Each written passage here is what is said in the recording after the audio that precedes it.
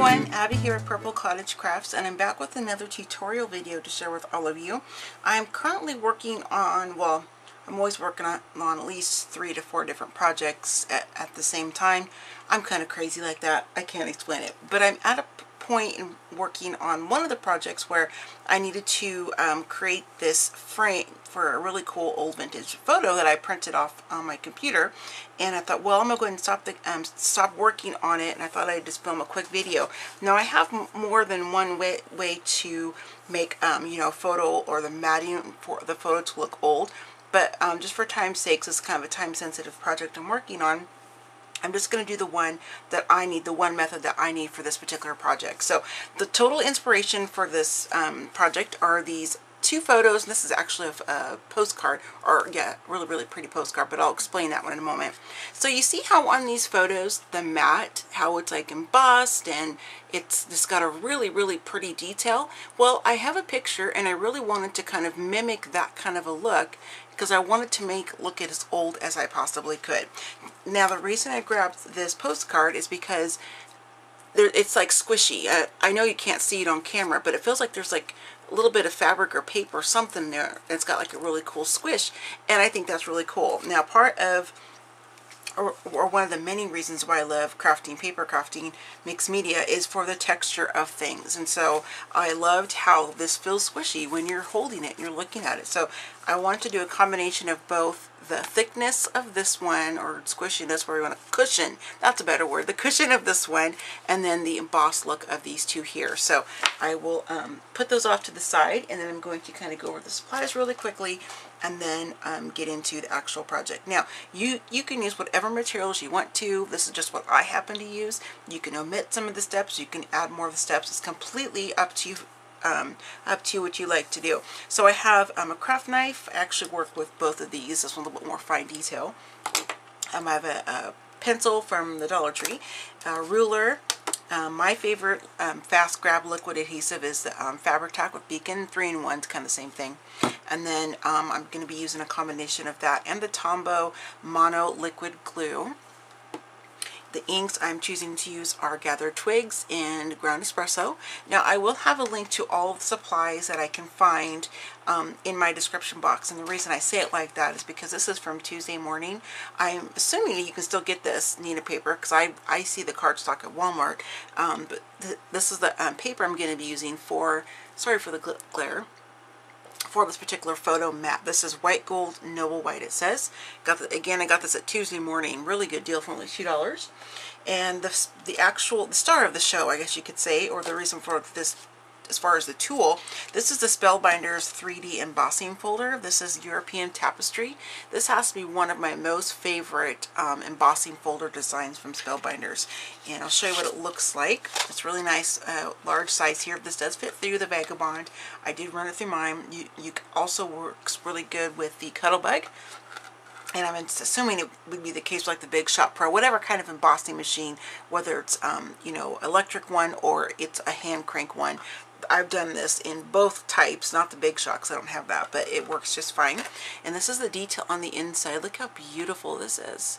It is just absolutely gorgeous. So I did a little test one first because I just actually received this one in a recent purchase. So I wanted to see what it looked like just on some plain cardstock first, just to kind of give me an idea of seeing it actually in the paper with if it was going to work or not for my particular project. So this is just a piece of white cardstock from Walmart. I think it's like HP or something. Look how gorgeous that is. Just beautiful, all that detail. And you also notice here on the side, there's like a basket weave or little checks, whatever you want to call it. It's like graph paper, I guess.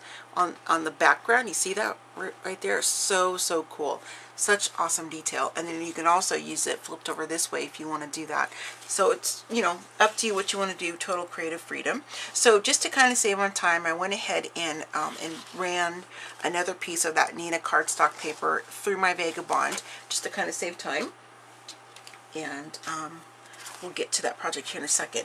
So I'm also going to be using just a piece of just some, you know, regular standard old felt. And the reason I want to do the felt is because I feel that the embossing folder is going to give me that kind of decorative edge I was looking for. And the felt is going to give me, I'm trying to find it here real quick, guys, sorry. the felt is going to give me that squishy kind of cushiony feeling I have on here. So that's why I wanted to incorporate some of this. Now I've already printed the photo off. I actually did work on this, and I was like, oh wait a second, I should do a quick video / tutorial just in case somebody out there that watches me in my videos maybe they don't know about how to do this, or maybe they're new to crafting, you know, all that kind of stuff. So I just like to kind of share things on my channel too. So this is a photo I printed off, and this is on some of my awesome coffee dyed paper. I love it. It smells like coffee still. Oh, I love it, love it. It's so pretty. And this is a photo of, I'll tell you who they are.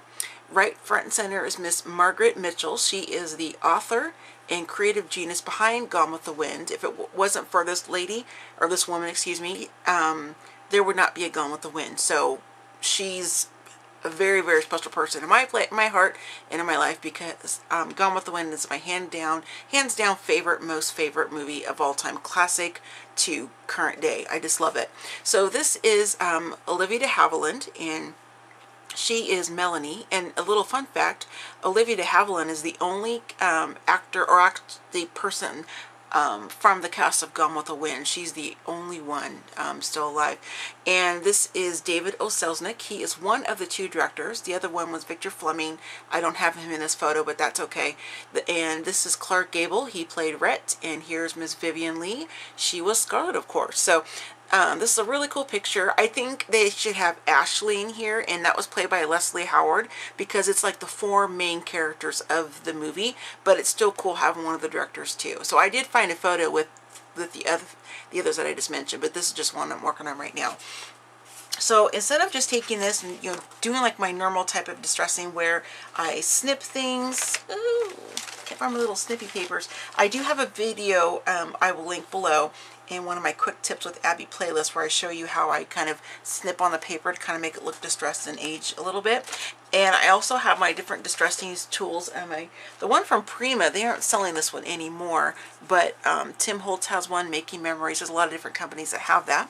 You can just use the edge of your scissors if you don't have those tools. I've done that before when I've forgotten mine, when I go to crafting weekends and stuff. So I have the photo cut out to approximately the size that I wanted it to be. Let me hold this up for you first and kind of show you the detail. So you can really see that really cool, let me stand up, make sure it's not glaring on the paper. So you can really see that really cool kind of graph paper kind of design right there. And what I wanted to, the reason I'm doing this is because I wanted to create this frame for this photo, but I did not want to cover up the middle part and waste it by having it behind a picture. So this is a very, very, very old scrapbooking kind of technique. I mean, this is not original. I'm not trying to say that it is, because it's clearly not. But this is just something that I used to do my scrapbooking when I used to scrapbook. Well, I started scrapbooking almost 24. Oh my gosh, almost 24 years ago, close to, when I had my first, I was pregnant with my son. And anyway, I digress. So this is kind of a throwback to whenever I first started scrapbooking. Some of the veteran scrapbooker ladies that I first met all those years ago, this is something they showed me, and I know card makers do it too. So just want to mention that just in case you've never come across another video or went to some type of a crop or something where the ladies weren't, and ladies and gents weren't doing this on their paper. So instead of wasting this middle here, I cut it out so I could use this for a completely different project if I want to. So I've already went ahead and started inking this one because, again, I didn't think to turn on my camera when I was doing it. I'm going to zoom just a little bit here. So this is what I want to do. I've already trimmed this out to the size that I want it to be. And so it's going to go like this. I'm choosing to put mine on the back. You can, of course, trim it down more, and you can put it on the front if you want to do it that way. It's your project. You do however you want to do and whatever you feel looks best for you. So I'm going to do that, and then after that I'm going to cut down a piece of this felt and stick it to the back, and then I'm going to back the whole project up with some coffee paper so it looks like a completed finished on the back side. Now I don't want to go ahead and cut another one right now because I don't know what size of photo I'm going to be using in the next part of my project, so I don't want to cut out the same exact size. But what I can do is I wanted to show you, because I'm still going to be using the same color palette, so as far as me inking, it's going to be totally within the project. I'm going to go ahead and show you how I kind of ink these up. Really super simple Not anything hard or anything, but let me just show you how I kind of got that kind of a look. So let me get this a little bit closer. So I'm just going to do one part of it. I'm not going to do the actual whole thing.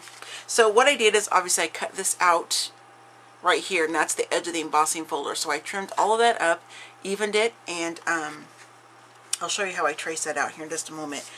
Let's go ahead and start with the gathered twigs. And I just did this real nice and light, and I did mine after. It's already cut out, by the way. You can do it before if you want, whatever you feel more comfortable doing. And I'm just kind of lightly rubbing this on to the raised parts of the embossed piece of paper, just like that. And you can go as light as you want, you can go as dark as you want. And I really kind of wanted to achieve that kind of older age, like it's been touched by a lot of people, and you see like a lot of, not like grunge or grime, but like, you know, just over the years of human hands touching it with all the different oils on our hands and things like that. So I wanted to come in with the ground espresso and kind of give it that little bit darker kind of a vibe. Now you can press hard if you want to, and you can get it actually down into this embossed part of the flat part of the paper. Totally up to you what you want to do. And that's just kind of how I achieved that look. This one actually a little bit more than this one, but that's okay. So I did cover this all up with more of the ink. And then what I did is I went around the edges with my darker, and I just inked it just like I would a regular piece of paper, or, you know, for a card or just a regular type of scrapbook project. So that is how that looks. This is so cool. I just love that effect. It's just awesome. So I'm going to zoom out here and kind of finish up the last part of this photo project I'm working on. Okay, let's put that off to the side here. And then what I'm going to do is I'm going to measure the felt so I can get it, so I can cut it. I was going to do it beforehand, and I just forgot. So you have to bear with me while I do this. I know this isn't very exciting. I understand. So I'm just going to, I don't want the felt to be the whole thing, just part of it. So this is how I'm going to kind of measure it. So I'm just going to, I eyeball stuff. Unless I'm working on like a dimensional project or something, I really don't measure. I just kind of, you know, eyeball it. With the exception of like if I'm making invitations or, you know, things along that line, just to kind of get the price point for commission prices and whatnot. But for the most part, I just kind of eyeball, and I don't want it to be the whole thing. So let's just do this, and we'll cut it right there. Cut a little snip. But I do want to make sure that it is also, I don't want it to be too short where it's popping up through the front. So that's why I'm kind of checking out the dimensions here. And I'm going to go over here, and I'm going to cut it where I want it to be. Little snip. And then we'll just get some scissors, and I'll just kind of do a freehand cut. And if I feel like I've have too much, I can always take it away.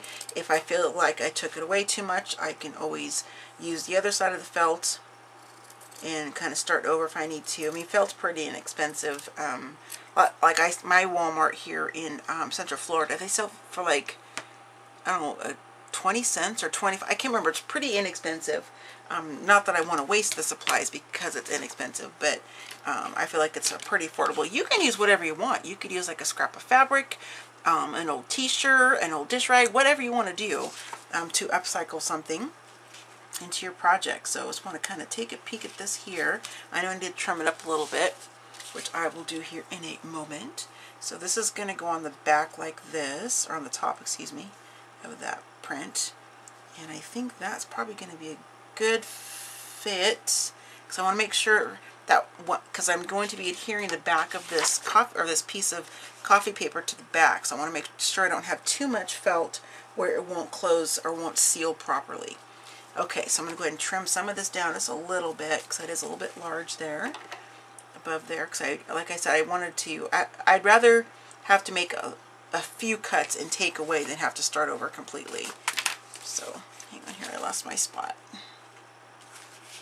Okay, I think that's going to do me. Let me make this one look a little more even.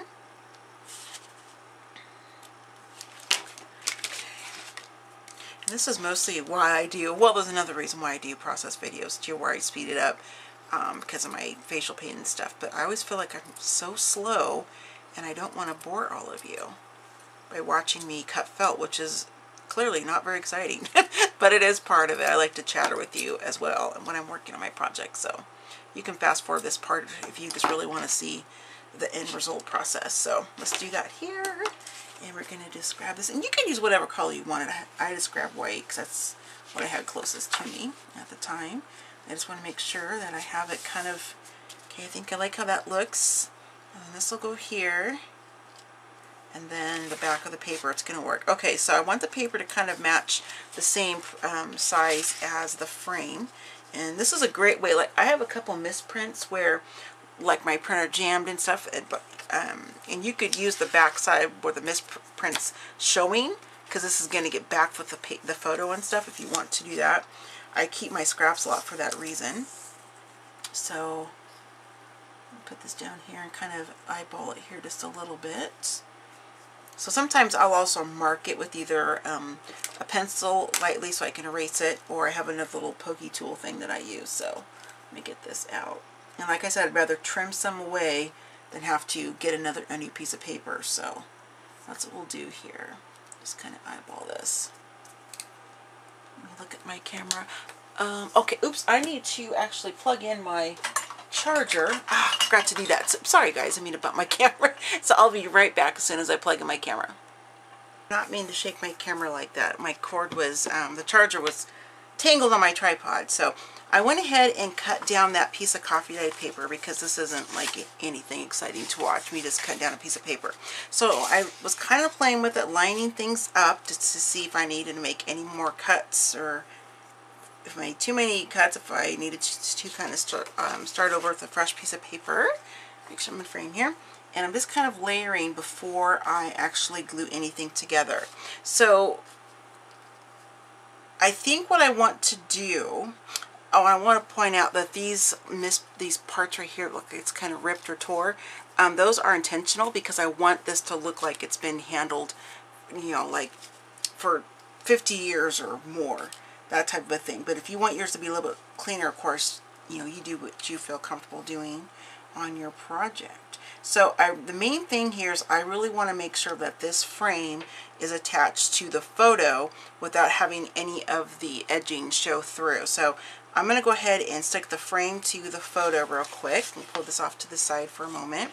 And there's all kinds of different adhesives you can use, you know, double-sided tape, score tape, liquid adhesive. I wouldn't recommend hot glue personally because hot glue and paper is like warbly. You can't get to like flat and smooth.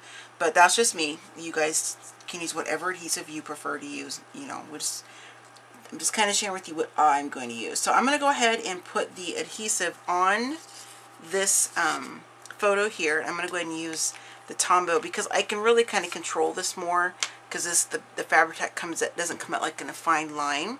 So I'm going to do a little tester here. This is a new bottle. Let me get a little scrap piece of paper. We'll give this a whirl.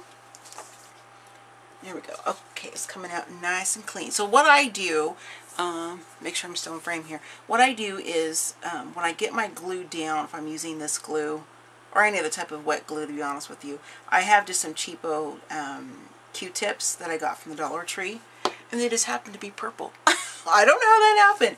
And I just kind of take it and I just kind of smear like that. This is just what I like to do. You can do whatever, of course, you want to.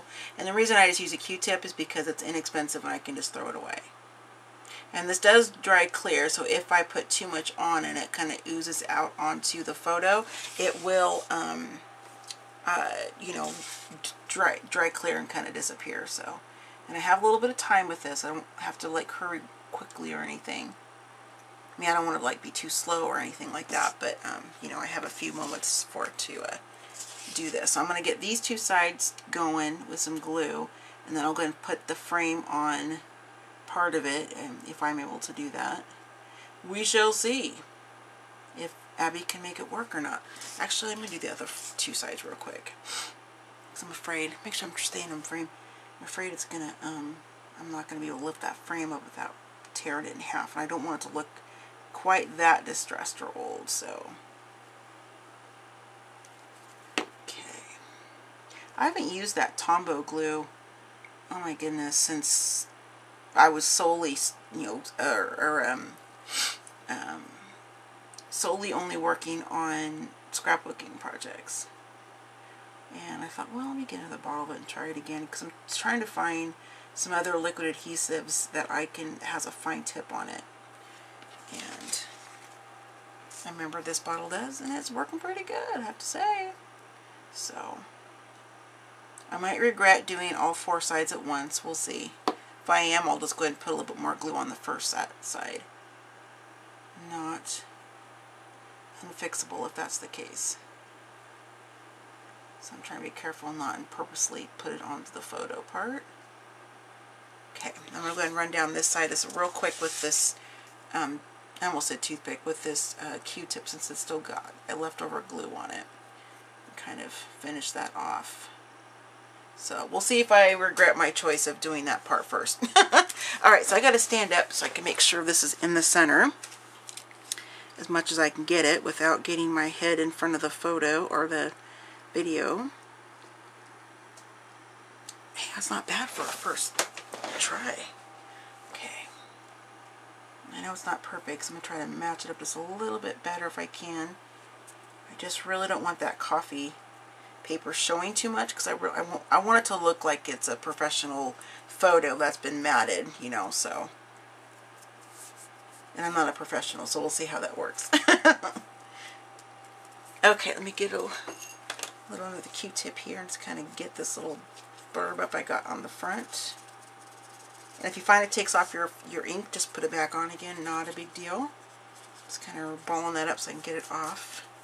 And I'll use this and kind of get it back where it was. Looks just fine.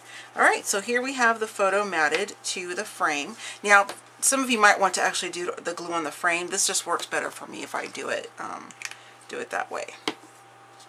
Okay, so I got that. And the next thing to layer is my piece of felt. Now I wanted to use my Fabri-Tac because it's a fast grab adhesive, so it's really going to work itself into the felt material itself and kind of make it really kind of one piece. And I just want to kind of see the back here, make sure that's the good size, and just kind of eyeball it from this way a little bit. I'll make sure I have enough room around the felt and the coffee paper and the frame to actually glue it down. I might have to trim a little bit off once I'm done, but I'd rather do that than have to cut again if I don't have enough down. So I think that's going to be just fine. So let's go ahead and get this out.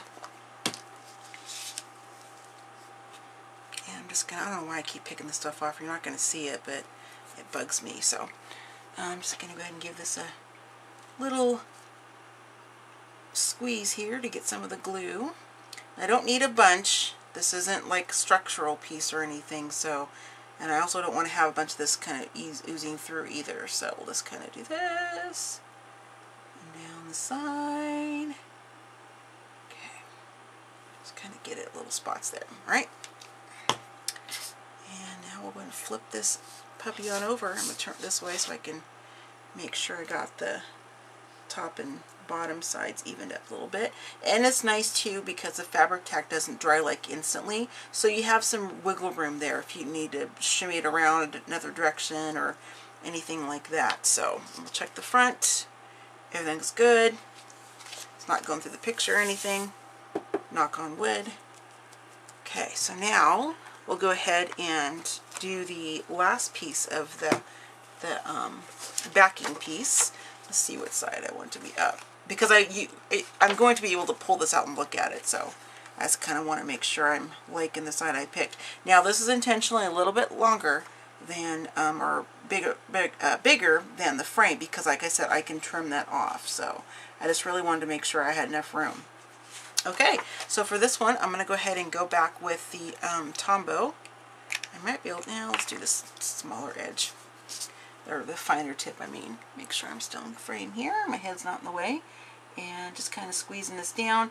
I'm going to go ahead and kind of go into some of the embossed impressions. And kind of do this here. I'll make it pretty, not like right on the edge, but pretty close to the edge. So it has a good seal with the coffee dye paper. Or whatever medium you want to use, whatever type of paper you want. So this might seem a little bit labor intensive for just one component of a project, but I'm kind of I'm a little bit anal retentive. The doctors I used to nurse for, they always told me that, but they loved it because I was so and I'm not bragging, I'm just the way I like to do stuff. I love the details. And I like being, you know, organized and just all that kind of stuff. But I just think it just adds to the project. And this might be more work than somebody else wants to do. And that's cool too. You know, that's the lovely thing about our crafting community, is that everybody, you know, you can do whatever you want to do. You just do you. And it's not wrong. You know. And this is just how Abby likes to craft. So. Alright. So I don't want anybody to think of it, if you don't do all these steps that I'm doing, that your project's going to look less or something. That is not the case at all. This is just what I like to do. So I never want anybody to feel like they're doing something wrong because they're not doing it the same way they saw it in a tutorial or something.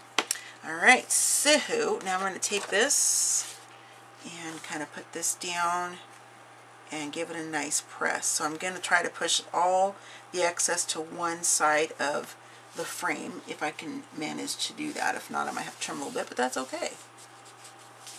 And just kind of do this. Now this is the first time I've ever tried it like this, so hopefully this will work. If not, you'll never see this video because I'll improve on it and try something different. So I don't know if I add enough glue or not. I thought about putting down score tape, but I thought the liquid adhesive would really seep into the embossed parts of the paper better, so, and not have it kind of floating, if that makes any sense. So I'm just going to keep pressing this down, pressing it down. It's one of those times you wish you had 4 hands, or at least 3, so you could do this part. Okay, just keep kind of pressing like this, and I think we're almost good to go. How exciting is it to watch Abby sit here and press down paper? Alright. Okay, so there, I think we're good. Now, I know I'm going to have some paper to cut off, just like I said, and I'm totally fine with trimming this down. It's not a problem. I'm really happy with this, you guys. I can still see the photo, and piece got a little crooked there, right? Kind of tore it. And you can the photo still like it was before, and it's got that really cool, minus this edge of course, it's got that really cool detail on there, and it's got that cushiony feel that I was kind of going for in the back. This looks just like the old photo frames when they have them matted. My grandma had frames where you look at the back side and they'd be raised like that because there was something in there to make it, whether it be more paper or cardboard or something. But I really like this. I think it's really cool. So I'm going to let this dry completely before I go and trim this off with my craft knife, just to make sure I don't have any slips or anything like that. But I love how this is. So I hope you enjoyed this little tutorial. And if you have any questions for me, go ahead and leave them in the comment section below. Or, you know, if you've done this before, or even better than I did it, you know, go ahead and leave me a comment with a link to your YouTube channel or your blog or something, so I like to go check out your guys' work and support you as well, since you're always so kind and watch my videos and leave me comments and everything like that. So I will see you all. Oh, backtrack for a second. This will be uploaded before the project share of the project that this is going to be going with. So I will have this up probably going to be like later this weekend, first of next week, when I'm going to have the full flip through of this project that this is going to go with. So I will see you all next time. So happy scrapping, happy planning, and happy crafting, and I'll see you in my next video. Bye!